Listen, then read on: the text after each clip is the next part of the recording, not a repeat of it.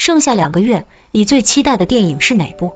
是张译加大潘、曹保平监制的喜剧《无价之宝》，还是宁浩与刘德华搭档讽刺娱乐圈现状的《红毯先生》？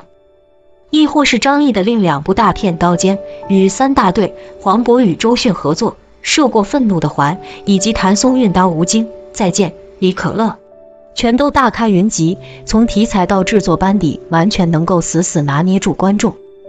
但我最想看的其实是这部凭预告片就能让我泪流满面的电影《我本是高山》。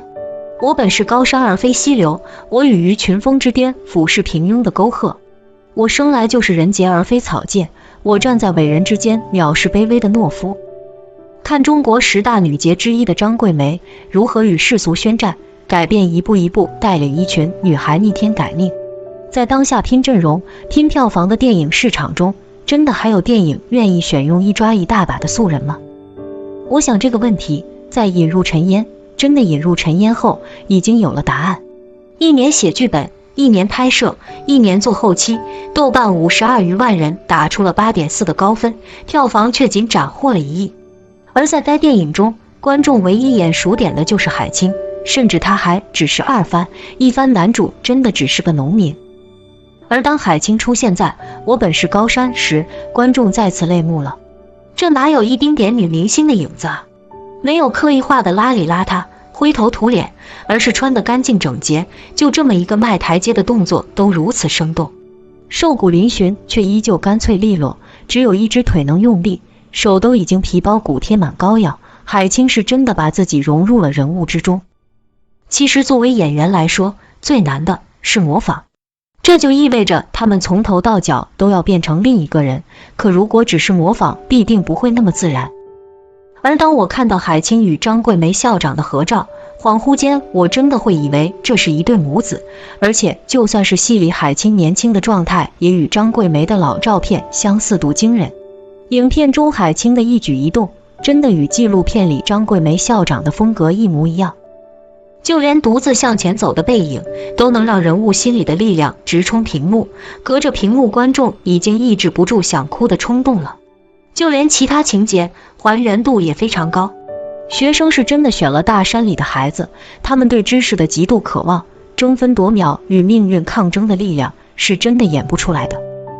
我想中国电影市场该有这样的作品，打破世俗的偏见，张桂梅校长用一个人的力量改变了2000多个女孩的力量，这才是真正的大女主，是应该被影视剧记录，让世人看到的女性力量。而海清也是真的热爱演艺事业的女演员，从引入尘烟到我本是高山，我看到了电影存在的意义。我本是高山首支预告放出，官方最高新闻机构新华社直接下场宣传，不是转发，而是直接发了带有自己水印的预告。海清真实演绎燃灯校长张桂梅，感人形象让人泪目。同时还加了个词条，海清饰演张校长让搭讪女孩考出去，没有任何多余的辞藻，简简单单一句话足以见得这部电影的分量，因为他发的每个字都重如千斤。我想大家都知道张校长的感人事迹，但这预告短片最触动我的是将重点真的放在了这些经受苦难折磨的女孩身上。比如想要念书却无力反驳的女孩，只能在后面忐忑又期待地看着老师跟父亲交涉，当她真的被拉着走出大山，头也不回，生怕父亲反悔。再比如已经被校长拉回学校，白天却还是偷偷跑出去干活，可没有文化只能出苦力，他们小小的身板仿佛有巨大的能量，而在看到校长来，第一反应就是跑。他们没做错，只是生来就被当作干活工具的他们，连读书改变命运的意识都不曾有过。还有只会喝酒耍酒疯打孩子的母亲，父亲没文化不识字，从小给女孩吃错药，造成孩子终身残疾。